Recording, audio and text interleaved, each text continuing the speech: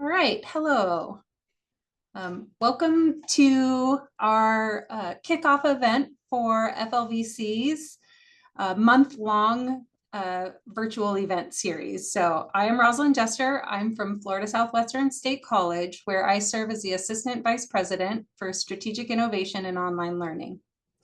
This year, my colleagues have also entrusted me to chair Florida Virtual Campus's Members Council for Distance Learning and Student Services. And I'm really honored today to be moderating this conversation with our esteemed panelists that you see here on the screen with me. I'll be introducing them in just a moment. But first, I want to kick off with some Zoom housekeeping. So next slide, please, Brooke. All right, thank you. So this webinar is being transcribed using computer-generated live transcribing. So you can view that transcript by finding your Zoom bar there on the bottom and clicking the CC Show Captions. You can select the full transcript from the pop-up list as well.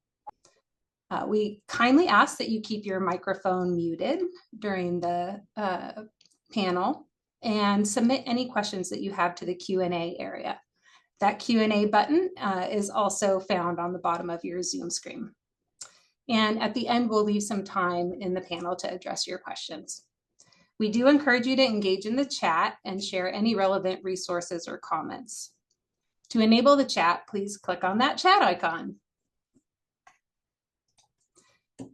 So I'm really excited to be here with you all today to kick off this month-long series of events. It will be live webinar series that bring together faculty, instructional designers, distance learning professionals, administrators, all to explore the latest trends in distance education and online learning. There are two tracks. The first track is a series of free panel presentations and lightning rounds. And the second track, if you are a Florida QM institution, is an opportunity to complete the Applying the QM rubric, fondly known as the APP QMR workshop.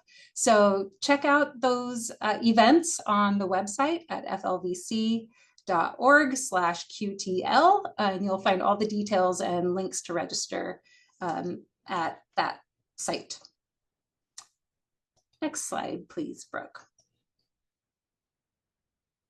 And so now I'd like to introduce our panelists here.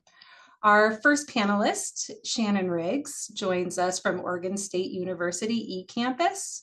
And Shannon serves as the Associate Vice Provost for Educational Programs and Learning Innovation. Shannon leads strategic growth at OSU's online and alternative credential programs, and she brings deep insight into instructional quality, faculty development, and the evolving needs of modern learners. She's also a national voice in the field through her work with Quality Matters and WCET. So if you haven't read her book, Thrive Online, A New Approach to Building Expertise and Confidence as an Online Educator, be sure to check that out too. Next, we have Van Davis, the Executive Director of WCET and Vice President for Digital Learning at WICHE. Van is a nationally recognized leader in digital learning policy, innovation, and equity with over 25 years of experience in higher ed, from teaching and administration to policy making. And I heard, Van, that just this week you were inducted into the Texas Digital Learning Hall of Fame. So kudos for that. That's awesome recognition. And your work spans topics from AI to state authorization, always with a focus on how policy can support learner success. Last but not least, of course, is Brenda Boyd, Vice President of Quality Standards and Evaluation from Quality Matters. So Brenda serves as the Vice President there and brings a wealth of experience in online learning, about quality frameworks, and faculty development. She has been instrumental in the evolution of QM standards, including the most recent 7th edition of the rubric, and has helped numerous institutions across the country build meaningful quality improvement initiatives. So please join me in welcoming our esteemed panelists here, and I am really looking forward to the conversation ahead. So at this point, Brooke, if you could please, remove the screen share. I'd like to invite you all, if you're feeling comfortable, to please turn on your cameras and join us with your full presence. So as you know, in these spaces, it's really nice to not just see a bunch of names on the screen, and seeing your faces there helps this feel a little more humid and a lot more connected. So it's not required, of course, but if it works for you, we would love to see your face. So thank you so much. All right, so we're going to spend about 5 to 8 minutes or so on each topic here, and then we'll have 15 minutes or at the end to dive into the Q&A that you all have for them. But I'm going to kick off with online learning and going back to the COVID days versus the emergency remote learning thing. So Van, will you start this one off for us? In the years since the emergency shift to remote instruction, there has been a lingering perception that online learning is less than. Where do you think we are at in that conversation now? What still needs to be clarified or corrected when it comes to the public and to our institutional understandings? Well, I wish we were further along in that conversation than what we appear to be. If you paid any attention to what took place last winter during negotiated rulemaking, you'll remember that several of the negotiators had less than ideal perceptions of online education that seemed to be echoed by members of the Biden Department of Education. We had one negotiator who likened online education to watching a bunch of videos. I think that there are these pervasive myths about the quality of online education, that somehow there is one modality that is better than another, and that gold standard modality is face-to-face. What frustrates me is that it ignores the fact that there can be just as much, if not more, personalization and human contact via online education as there is face-to-face. The folks that posit face-to-face as a gold standard seem to oftentimes conveniently forget that there are 2, 3, 4, 500 person lecture courses. And there isn't exactly a lot of regular and substantive interaction happening in those large lecture courses. I think that if anything, because of federal regulations, particularly those regulations around regular and substantive interaction, and the requirements for that in order to receive Title IV federal financial aid, Pell aid, online education oftentimes is more interactive than face-to-face. But we continue to be in a position of being on the defensive and having to defend the work that we do in online education. I had hoped that that had gone away, but it doesn't appear so. And I think that in some ways, COVID may have exacerbated that, because folks don't seem to understand the difference between emergency remote instruction when we had to put a bunch of stuff on Zoom, and what is really high quality, deliberately designed online education, where we're thinking very critically about the technology and the way in which pedagogy needs to adapt to those technologies. So I wish we were further along in this conversation. I think we have to continue to really push the narrative that deliberately designed online education has quality standards, and quite frankly has more rigorous quality standards than what we see oftentimes in face-to-face. And I'm thinking about RSI, and I'm thinking about standards like Quality Matters. Yeah, absolutely. And I have to say, I recently heard those exact comments mentioned in a school board meeting just this week, that it was unfortunate to hear. And I go cringe a little time every time someone says something along those lines. Shannon or Brenda, do you have anything to add? Jen? Go ahead, Brenda. So I want to share with everyone, at QM during this period in the pandemic, we put out an emergency remote instruction checklist. And then after that, we said, we really need to meet this need that people need to know. How do you move away from that? How do you move from emergency remote instruction to a well-designed online course? So we've developed what we call the Bridge to Quality. It's an online course design guide that's free, open to everybody. It's out on our website. I dropped the link in the chat so you can check that out. It's how to design a course using a design process, but it's connected to the QM rubric standards, and you don't have to be a member to use this. But I think that it really does provide that roadmap that's needed in the community to help people who may not have enough instructional design resources at their institution, to help them move away from the instructional, the emergency or remote instruction to the quality of online learning that we know it can be. Shannon, I'll hand it over to you. Thanks. Yeah, definitely, as Van and Brenda have said, yeah, there's a big difference between the emergency remote instruction that we all had to do during the pandemic and intentionally designed for online.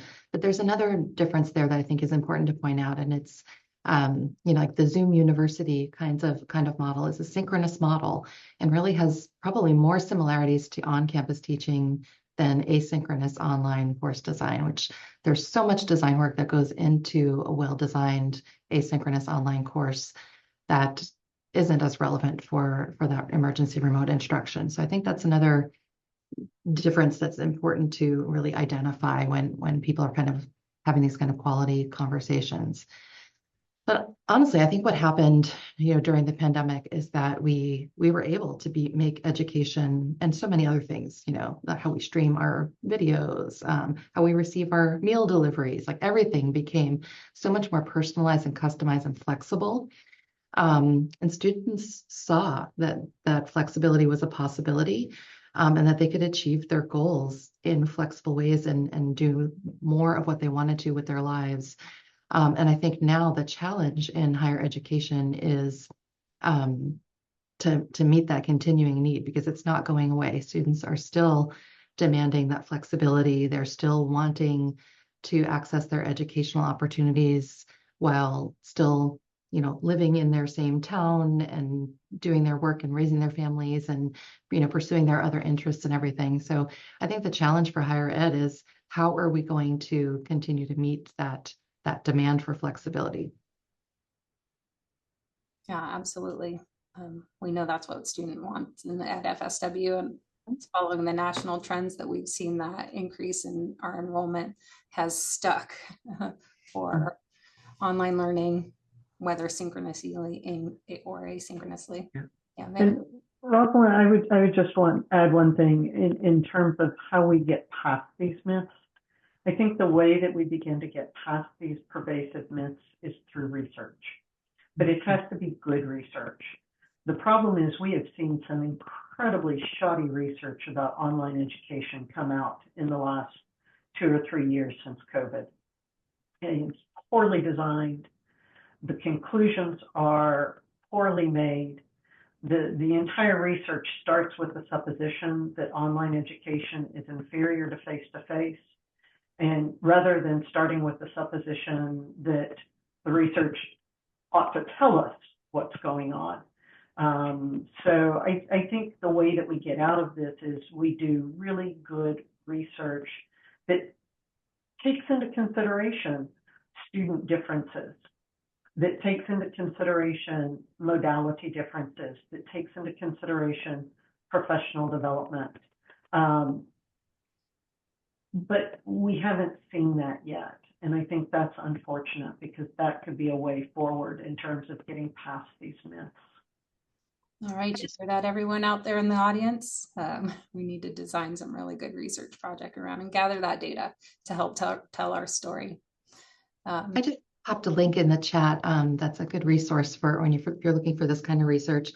Our eCampus research unit maintains a database that looks at efficacy studies based on modality, based on discipline. You can search through that, and we kind of keep that updated every year. So please feel free to take a look at that.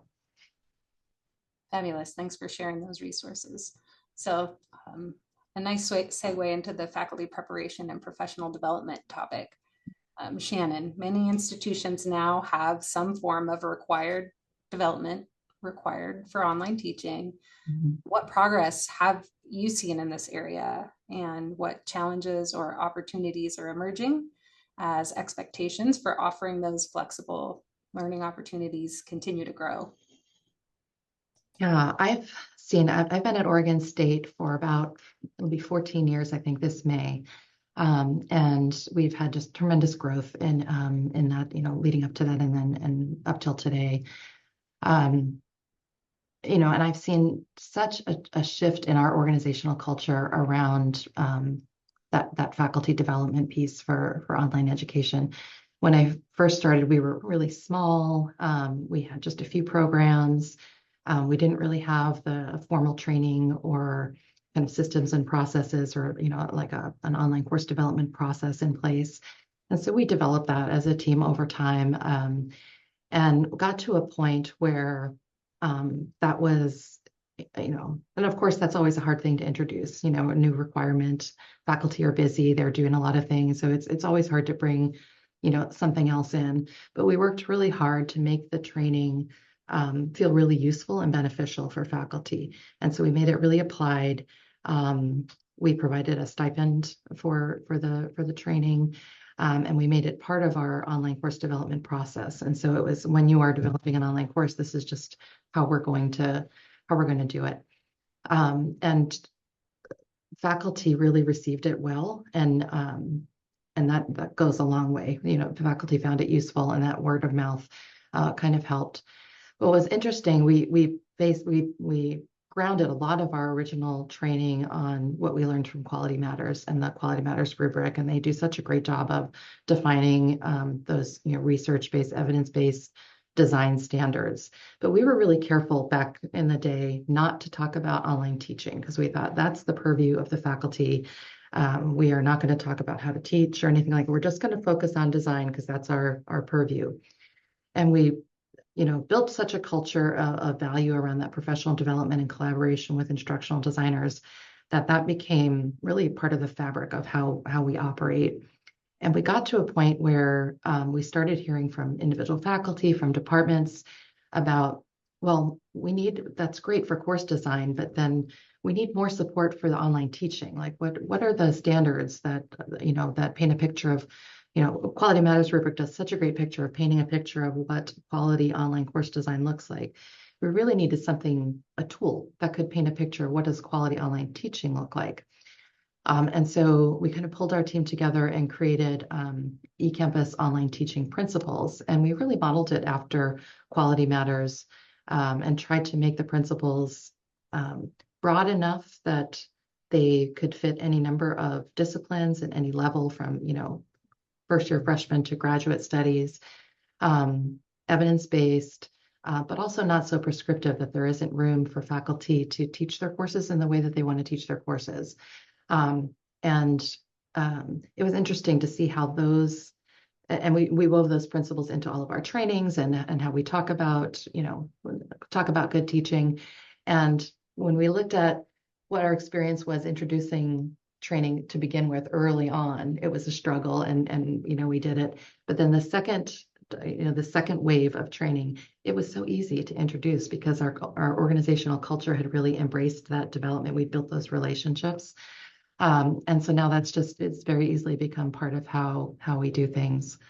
Yeah, it's really nice to reach that tipping point. I feel like many institutions started out with the emphasis on course design first, and now we're all juggling this idea of RSI and what exactly does that look like. And there is not a national standard, to my knowledge, in terms of what the expectations for RSI are. So yeah, I think that's great progress and something a lot of us are thinking about.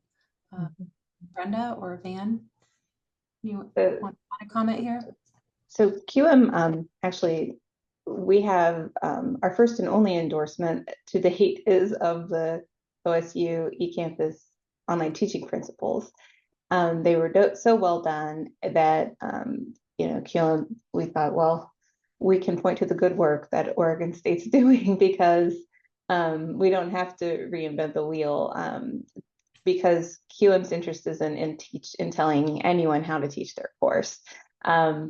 And those principles are very useful. They are connected to standards in the rubric that have implications for teaching. And in the 7th edition that was launched in 2023, we do talk about regular interaction with learners in substantive ways. So QM when we update the rubric on a regular basis, right? So when we do so, we look across everywhere because QM's not only in the United States, it's in 30 other countries as well.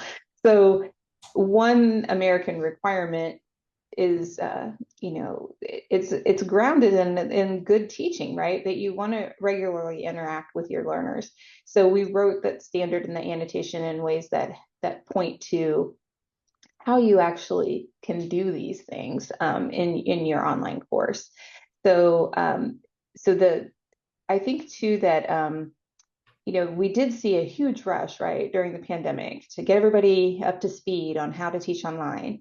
And since then, that's gradually gone away. And those requirements aren't really there anymore for all faculty.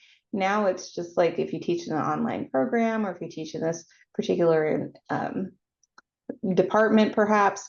And so, I think that there still is a need and an urgency, and QM provides professional development about not only design, but also for online teaching as well. And we see people taking some of our teaching online certificate program that unprompted come to us and say, I have been teaching online for 15 years and I still learn things in here because I never thought about my institutional policies and how do I apply those in my online environment. So I think that there's still value in all faculty having some grounding in online teaching because that pandemic hit us and there may be another one. There may be another, there are many natural disasters happening. I live in Florida too, so I've been through all the hurricanes. So we know that there are disruptions to teaching that are not necessarily a pandemic, but we all have to be prepared as professional responsibility to be able to pivot because it is a different skill set we do need to prepare our faculty for. Absolutely. And you mentioned something I was thinking of, the disruption can come from a number of reasons, but being in South Florida, hurricanes are a real threat that we're dealing with on a regular basis. And at FSW, one of the last major hurricane that we were impacted by prompted the development of an emergency remote ready asynchronous training that all faculty are required to complete now, just to give them that base set of skills required. Yeah. So that's great. And I don't think any part of the country is really immune from natural disasters. We see, flooding and landslides and earthquakes and all kinds of things are happening. And I mean, there was just a massive storm that went across the country yesterday, last night. So, well, you mentioned, Brenda, that we have these strong frameworks already in place, the QM rubric, and there are also others like the Online Learning Consortium's rubric that guide quality. Are we missing anything as teaching and learning evolve, particularly with all the new tools coming down at us at an impossible rate to keep up with, and new modalities? How do we ensure our standards and our review processes keep pace? What revisions are you thinking about? So QM released our 7th edition in 2023, and that was a direct result of the pandemic, right? That we updated our course format chart to say, okay, we're seeing a huge shift in modalities. And so for our course format chart is not about guidance to institutions about this. And it's about how, if your course can be reviewed and certified by QM. So I just want to put that out there. At that time that this was happening, I was on the WCET steering committee, And Shannon and I actually worked together on some work about scanning, like, what are the modalities that are happening out there? And we saw that shift. And I think that the answer is really to continuously improve on our tools, on our QM rubric. It's not a checklist. It's not out there to just, it's not something that, tells you how to teach your class, right? So we have a lot of different examples and annotations for all of those of you who are at QM institutions. That the rubric is far more than just a list of standards that's on our website. There's a lot of different ways to meet the standards, and that can definitely help jumpstart a conversation when you're trying to continuously improve courses.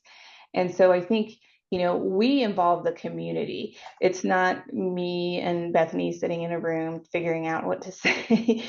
We have a committee of 16 community members who apply. They get nominated to be on the committee. They serve on the committee. They do a lot of hard work to ensure that the standards and the annotations are meeting the needs of the community.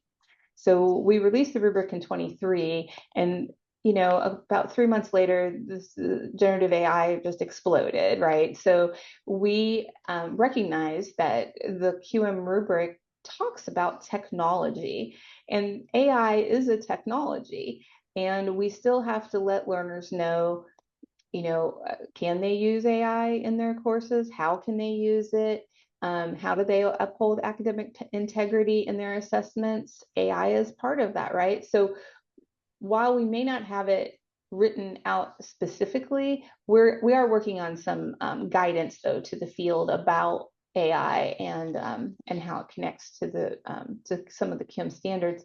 But I just think that really involving the community and continuously improving on the tools that we have is super helpful, because some schools, they've been doing QM for a while. They think, well, we've got it. Well, and the standards are written in ways that make it easy to apply them, make them generally applicable. We'll write our own standards. Well, that's fine, but you may not be inventing the wheel. You may have to reinvent a whole car, because writing a standard is a challenge. And so I think that there's a lot more work to do, though, that, taking our students' feedback and implementing it into our courses, listening directly to our learners that are in the courses. How are they looking at things? Are we collecting that information and moving it into our processes? Because we learned from the pandemic that the #1 indicator of student success was support. It was not, course design is very influential. It's very important. But it's those supports for learners, which is what enabled them to be successful. And QM has program reviews for the whole institution for learner support for online learning, but we also do for learner success as well. And those are integrated, right? So you can't just feed one and not the other. And so I think it's really important to think about the whole learner and how we get them supported throughout the whole process of their education. And this isn't just the job of online learning. This is the whole institution's responsibility. Yeah. You asked about, are we missing anything? And we have, like, the standards that QM provides. I was so pleased to be invited. So thank you so much again for inviting me to join this panel. But I was just thrilled to be joining Brenda and Van, because these two organizations are such an important part of our overall success, and are a really important part of our overall quality. And I think of QM as really, especially the rubric, really informing the design and helping us kind of build not only good course design, but also a culture of continuous quality improvement, and a culture that values that professional development we've talked about. But WCET, I think, really is strong, and it's amazing in how it helps us track all the policy and the regulations, that regulatory environment that surrounds us that changes. Every time we have a change in administration, especially a change in party in the administration, these regulations can swing really far in either direction. And it's complicated and really hard for individual institutions to track all of that. But as QM is helping us kind of build, WCET really helps us kind of track the larger world that we're living in and how to just kind of navigate that space. So I think that the panel that you've pulled together here is just perfect for this question. Yeah, I think that what I would add to this is, yes, we have to constantly be looking at those quality standards, but in technologies change. The foundational pieces of what quality instruction looks like, what it means to develop relationships with students, because we know that good instruction is relational. yes. That doesn't change. That need to develop relationship, that need to think about how you interact with a student, that doesn't change. It doesn't matter what the technology is.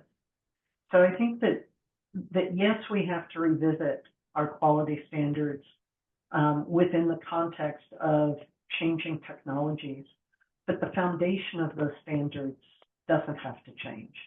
It's the flavor. It's a remodeling rather than building something brand new.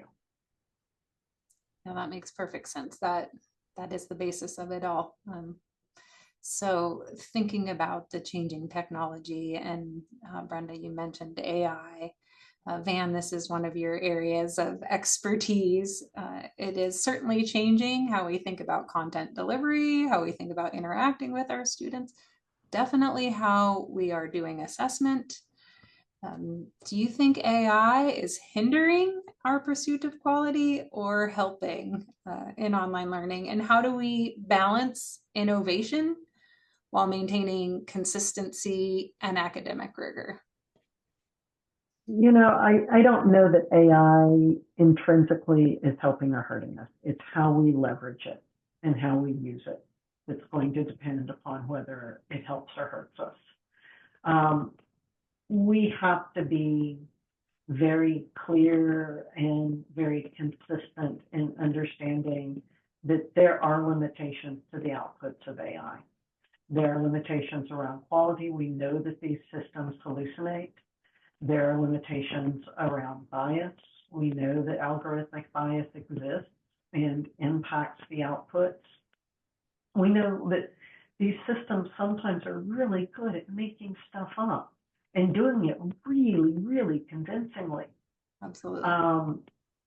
So it's not, is the tool good or bad?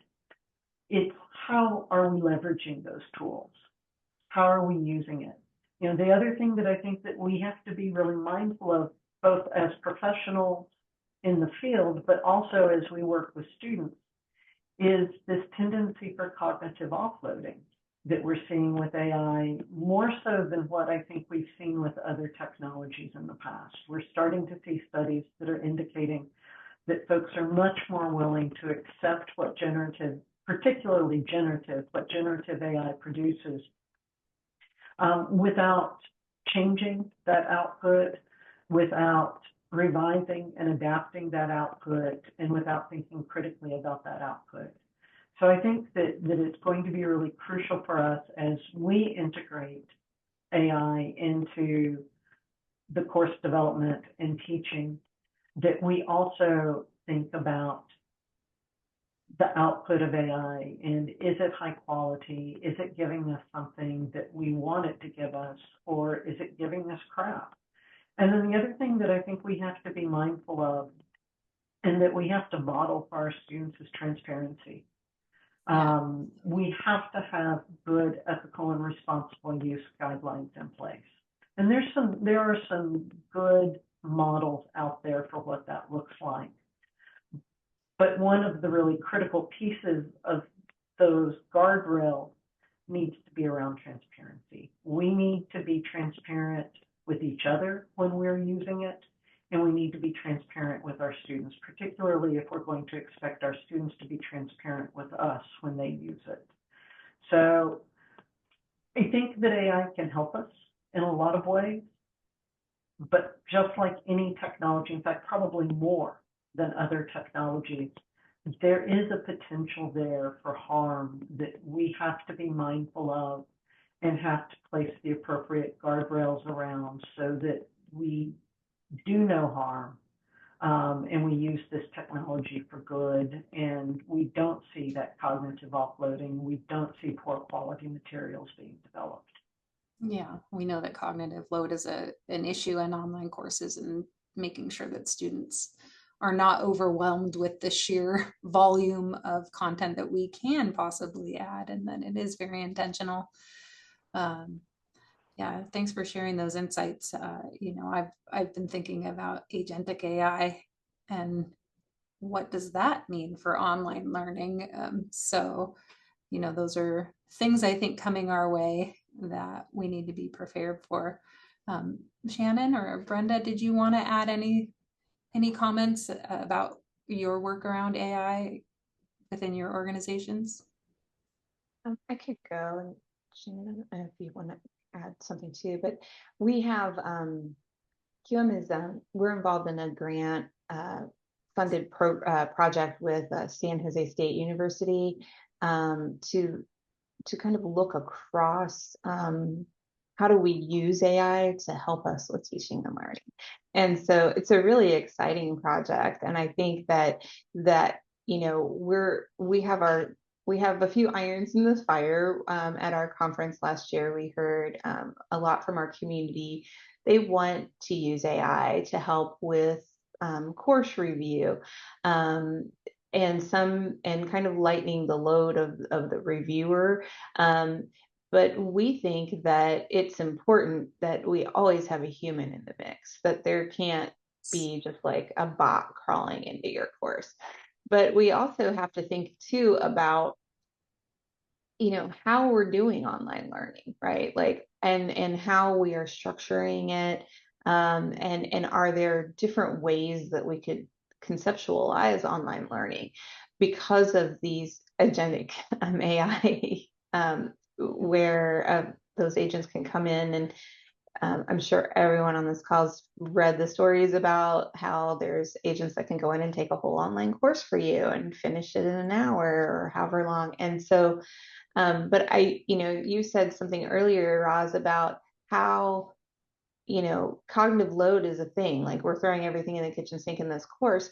But what if we used AI to help us with that, to say, to enter some prompts to have it look at our courses and say, oh, well, what is a reasonable load? Is there too much in here? Is there not enough? And really use it for good, for the positive aspects.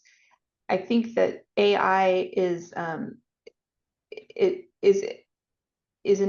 tool that we should be approaching with cautious optimism, because of the environmental impact of using the tools. They use a lot of natural resources, a lot of water, a lot of power to run these agents, and to run a query. So I think if we're careful with it and we're not just asking it to make us look like our favorite character, that we are using it in intentional ways that help us with big, hairy problems that we have.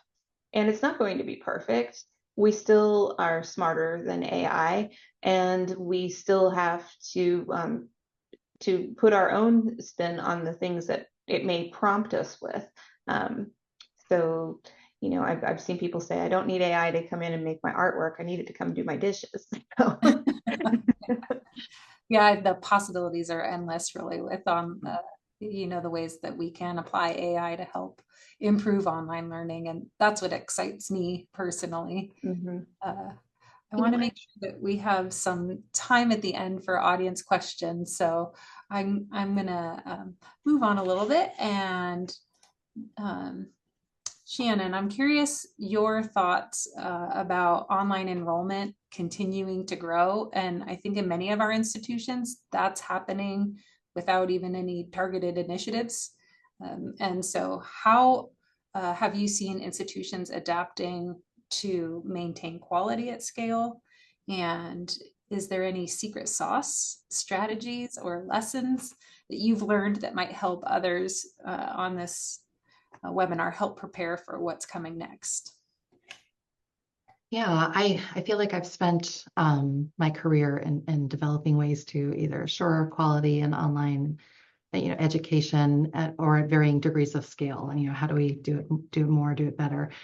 And I think it really comes down to organizational culture and the value of quality and a commitment to quality improvement over time, and just kind of building that into your culture in various ways. And this means that you're continually monitoring your data. You're measuring, you're assessing what's happening.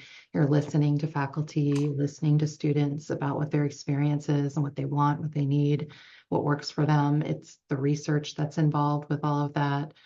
And it requires looking for ways to do things more efficiently. Early on, we were coaching faculty one-on-one on how to design their online courses, and started to grow and okay, that's getting unmanageable, and we can't just keep hiring instructional designers to work this way. So we have to find more efficient ways of working with faculty. So we developed a group training, and we run it every term, and we're still running that. So it's little things like that what are the efficiencies that you can build in, but it also, I think, requires just innovation. And as we're identifying new challenges and opportunities that are out there, it requires trying things and being willing to try something that may not work, or try things and then adapt them. And so some of the things that we're focusing on right now at Oregon State are credential innovations. We're looking at micro credentials. We have a committee that's been meeting this year to explore credit for prior learning. We don't really do a lot of that at Oregon State, but as we're trying to grow the number of fully online students and these modern students that are, they're out there, they're working full time, they have families, they're mostly attending college part-time. And so they have these longer pathways to graduation, and that's more and more the students that we're serving at Oregon State. And I remember when we hit the 1 in 5 mark, where we had 1 in 5 of our students was a fully distance student, that kind of modern learner. Now we're at about 1 in 3, and we have a new strategic plan, and we're trying to be 1 in 2. So we're trying to have half of our enrollment be fully online, and that's just where the students are. And those students bring all this life experience with them, this work experience. And so it makes sense for us to kind of acknowledge that learning that happens in those spaces with credit for prior learning where we can. So we're starting to explore that micro credentials and kind of building stackable pathways so that students can, when they have these long trajectories to graduation, that they can earn some credentials along the way to show and demonstrate in their careers, what they're learning. And I think even things like 3-year bachelor degrees, there's some institutions nationwide who are really leading in this area, and we're starting to look into that and explore whether that makes sense for our institution to pursue, given the students that we're trying to serve. So I think, that constant evolving, constantly trying to improve, constantly assessing, that kind of culture is really, if there's a secret sauce, I think that's it. That's the culture. Yeah. And it sounds like you're building towards creating those lifelong learners and creating ways for them to get recognition and credit for the work they've done. Not all might go on to complete. And we're seeing that here too, that even our dual enrollment and more traditional college students are wanting the flexibility, wanting the online learning as well. We did have a question in the chat. Van, did you want to add on to that? Well, I was just going to say, I think the other secret sauce is relationship. The constant in all of that is the relationship between learners and between learners and other learners, and between instructors and learners. in addition to Shannon's book on my shelf here, I also have 2 other books that are my standards that are dog-eared, and one is Paulo Freire's Pedagogy of the Oppressed, and the other is Parker Palmer's To Know as We Are Known. And the through line in both of those books is the importance of relationship. So all the technologies can change, all the modalities can change, but if there's a secret sauce for our success, it's making that connection to the learner and helping that learner make connections with others so that learning doesn't happen in a vacuum and it's not a solitary affair, but it's a community affair. Yeah, I love that. The secret sauce is the human in the story, the humans. Yeah. Absolutely. There was a question in the Q&A from Heather. What are some actionable strategies that can be implemented to engage administrators, faculty, and staff in providing the support that students need to thrive online?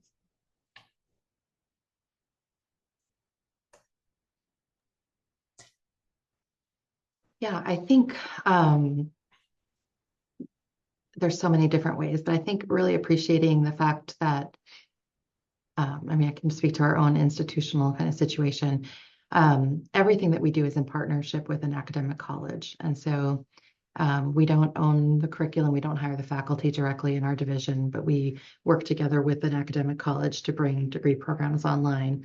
And so treating that as a real partnership and a real collaboration, and setting your structures up so that you're actually in conversation with with your academic colleagues that are working with you, that you're looking at the same data.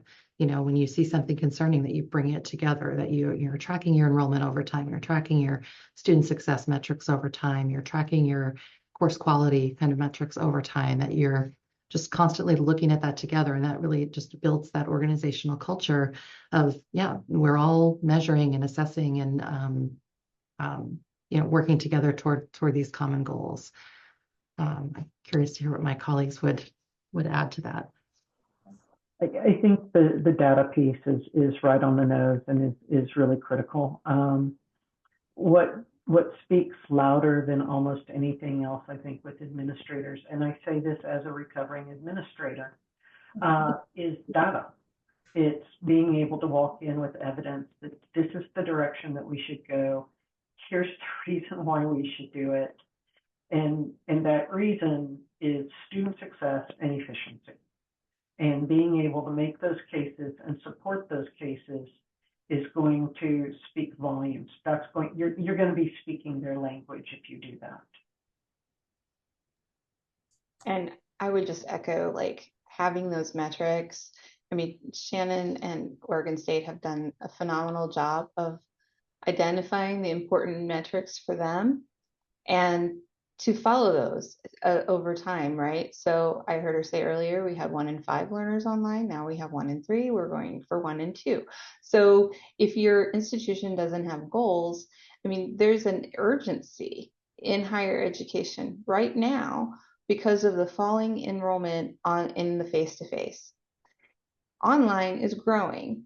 And so you're positioned right now to move the needle at your institution, to ask the questions. How many learners do we have learning online? Do we know? Because we have so many modalities. Some of them may be hybrid courses, and the learners may learn this on the first day. And so defining what we offer and then creating those metrics and following them is super important, because those are all part of doing quality assurance. So just because you're reviewing courses, great start, love it. We should move the needle a little further, because when we're doing actual quality assurance, and some institutions they should be shouting it from the rooftops. And what the Chloe report tells us is that they don't tell anybody about it. And so this has the potential to be a real differentiator for your institution, to show your learners and your potential learners your commitment to quality at your institution by creating an and really having those actual statistics to say this is what we're doing at our institution to ensure that you're getting a quality online education. Because circling back to the beginning, there is a bit of stigma we still have to overcome. I'd say a lot more than a bit. Unfortunately, still, those of us in here are probably preaching to the choir. Right. But yeah. So what are, what would be your tips if we had one actionable thing we could take back to our institutions, and work on implementing now?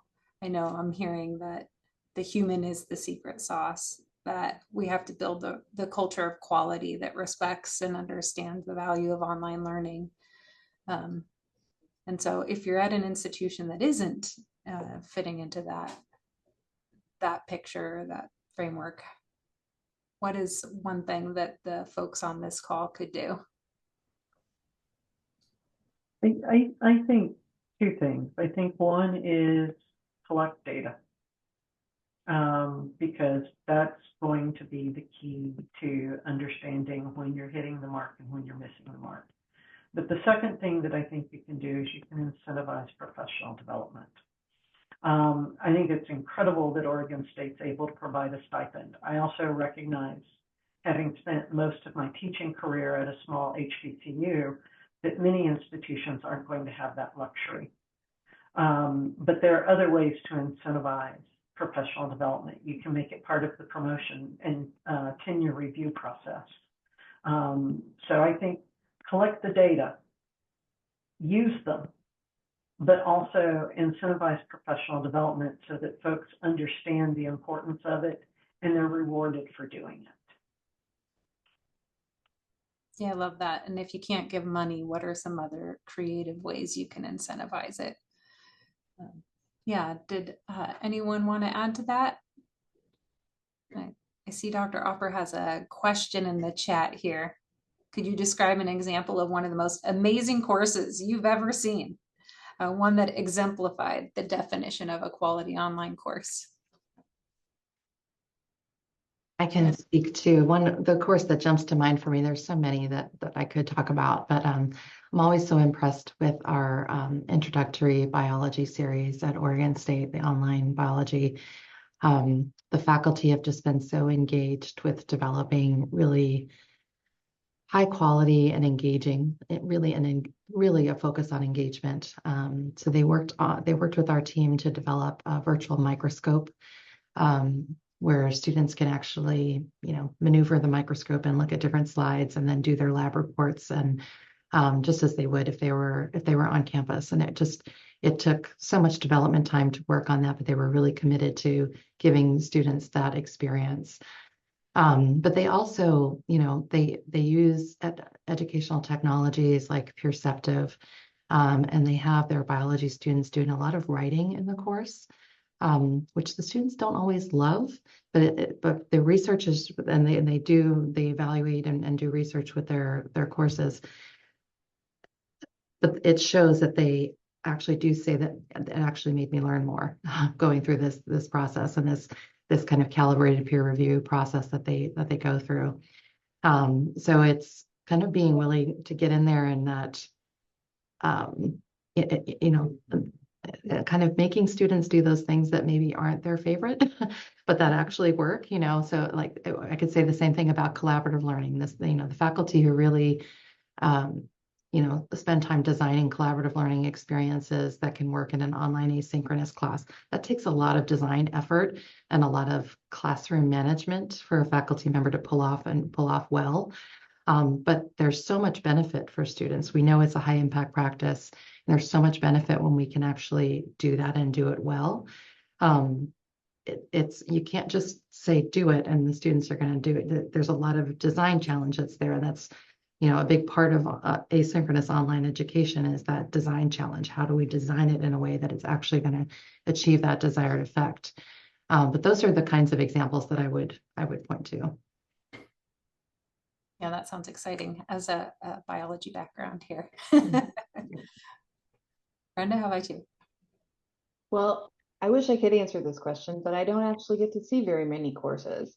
I'm not allowed to review courses because I work for quality management. So I've been with Kim for about 14 years now, and so I haven't looked at a course in that long in terms of a review. So I wish I could say like, here's the best course I've ever seen.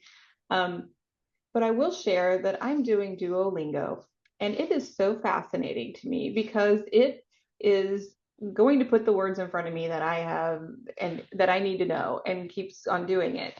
And it makes me think about the future of online learning, and are we moving into a Duolingo world of online courses? And so I love that example that you gave, though, Shannon. That sounds really exciting. Oh, great, Megan. We'll have to friend up on Duolingo. So, yeah, it's so great. And we are, right? Educators learning on this platform. And what can we learn from that? And I think that's something that we have to really examine, especially as we face this new world that is emerging. Yeah, absolutely, man. I don't get to look at many courses either. However, I do want to put a plug in for the WCET WOW Award winners. Every year, WCET presents awards to those institutions that are doing outstanding work in digital learning. And so you can find an archived list of those folks on our website. And that is a peer-reviewed award. So it really is the best of the best in any given year. And I think there's some excellent examples there of what institutions are doing to promote quality online learning experiences for students that really engage students. Yeah, Megan just put it in the link there, put the link in the chat there. But it's what institutions are doing to really engage students and provide them with an experience that is going to help them learn, and an experience that uses technology in the best way to facilitate that learning. And again, it's not about the technology, it's about the learning. It's about how you leverage technology for the learning, and not just using technology for the sake of technology. And I think that is a perfect message to end on. And right, it is about the learning, and that's the piece that every single one of us needs to keep at the forefront of our mind. It's how are we building that relationship between students and their instructors in a way that's going to facilitate really meaningful learning for them. You know, we know it could transform their life. So